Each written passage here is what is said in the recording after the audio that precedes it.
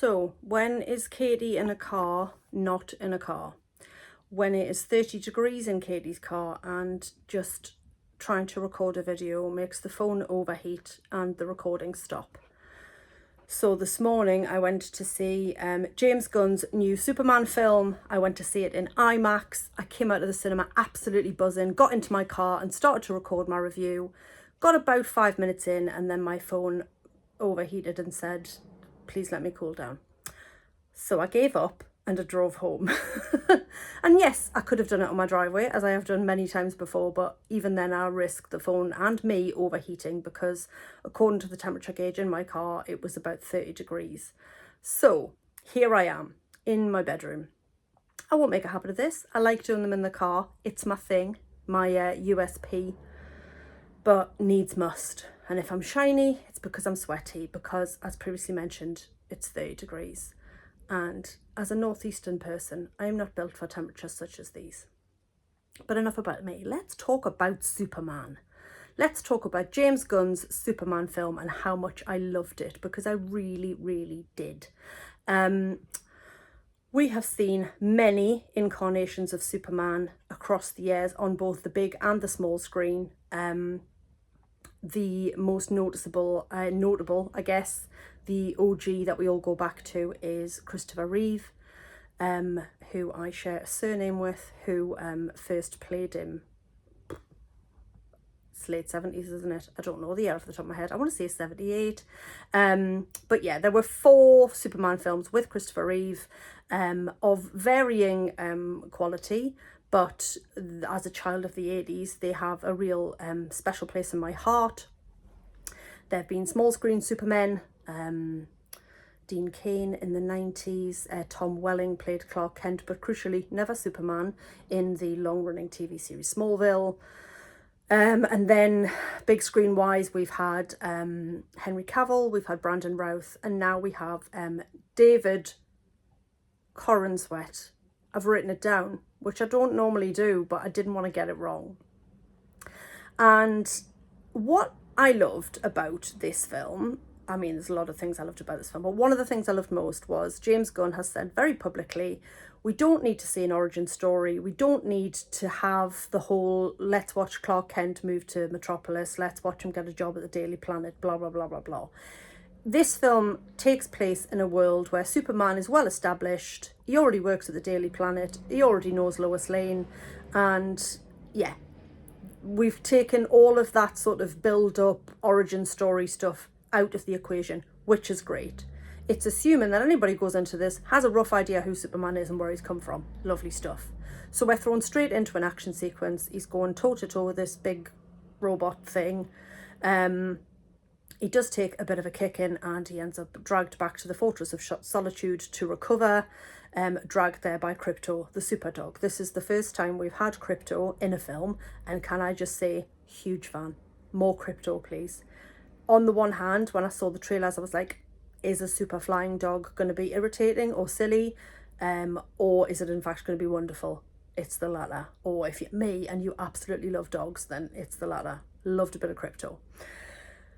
And once in the Fortress of Solitude, there's an army of numbered robots who look after him. And if you are a James Gunn fan and if you know your stuff, you might be able to spot some James Gunn favourite actors providing voices for some of the robots.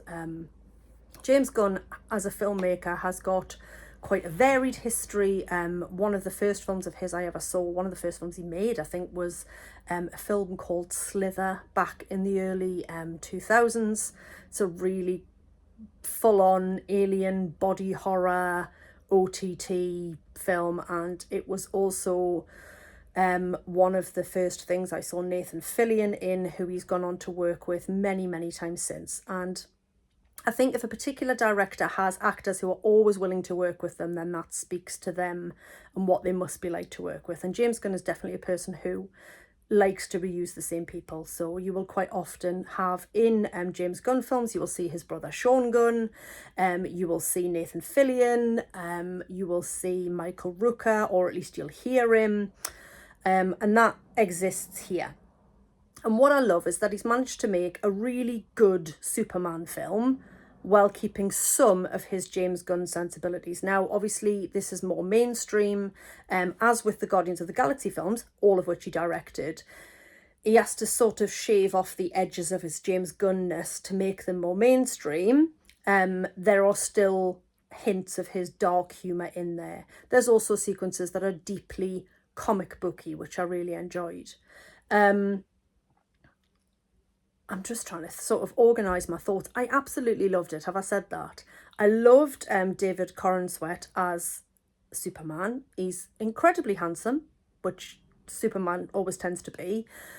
But there's a lot less focus on the heart-throbbiness, and not to throw any shade Henry Cavill's way, because Henry Cavill's a good-looking fella. But I just remember, I don't even know which one it was. Is Man of Steel Henry Cavill? Was that him? I should know this really, shouldn't I? Yeah, because the one with Brandon Routham was actually called Superman. Was it called Superman Returns? I can't remember. But I'm sure that one of the Henry Cavill ones, maybe the first time he played Superman, there's a lot of shirtless shots. And like I say, fair play, spent his time in the gym, but this is just focusing on Superman as a hero, as an icon, as a symbol of hope. And he's also obviously referred to repeatedly as an alien, and the alien being code for immigrant. There's no getting away from the fact that there are messages in this film about what it means to be an immigrant, about what makes up America, what's important, what it is to be a good person, you know, where you're from and where you call home, and all that sort of stuff is all woven in there, but without it feeling like it's being rammed down your throat. It's visually stunning. I absolutely loved it. There's loads of big action set pieces and Superman catching really heavy things and flying really fast and fighty, punchy, buildings falling over. I do look at films like this and just think, but who would actually choose to live in Metropolis? If this sort of stuff's going down on the regs, big robots coming out the sky, punchy, big alien things, would you not just move? But don't move to Gotham, because similar stuff goes down there. So there's big, perilous action sequences. All of the supporting cast are good. Lois Lane is played by an actress, again, somebody I didn't know, called Rachel Brosnahan.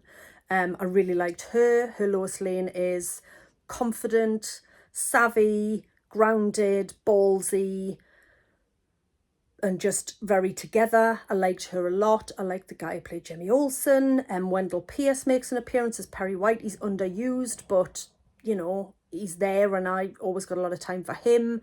I have to take a moment and talk about Nicholas Hoult as Lex Luthor, because I have so much love for Nicholas Hoult. It's ridiculous. To go from the awkward kid in About a Boy with the terrible haircut and the bad hat to Skins, to X-Men and The Favourite, and just all the stuff he's done. He's such a talented actor and a really interesting bloke. He also comes across very well in interviews. We never know, but he seems really sound. He makes a really good Lex Luthor, because at his core, he's just driven by like rage and envy. He's jealous of the attention that Superman gets, and I really liked his performance. He's talked in interviews, said he looked a lot to the portrayal of Lex Luthor by Michael Rosenbaum from the TV series Smallville, which I found quite interesting. He's certainly the best Lex Luthor I've seen for a while. The two of them toe to toe, and the handful of scenes that they have together is really compelling. I believed in the relationship between Lois and Clark, or Lois and Superman. Yeah, it's great. You know, it's like I say, it's got a message. It's got great action sequences. It looks beautiful. It's got your big rousing musical cues. The John Williams theme is still under there. Kind of, you know, you hear hints of it. It's not quite as sort of prevalent as it has been in sort of from the original film. But there's nods to it. And like I say, there's a handful of James Gunn regulars scattered throughout the film. I've got nothing bad to say about it. It was a big, fun, noisy, heartwarming popcorn film, and to see it in IMAX was an absolute blast. It's obviously not something I'd do a lot, because you have to pay extra. As an unlimited member, I only had to pay a £5 uplift, and I got free popcorn today, which was amazing. But yeah, I would definitely go and recommend seeing Superman, and if you can do it in IMAX, then do.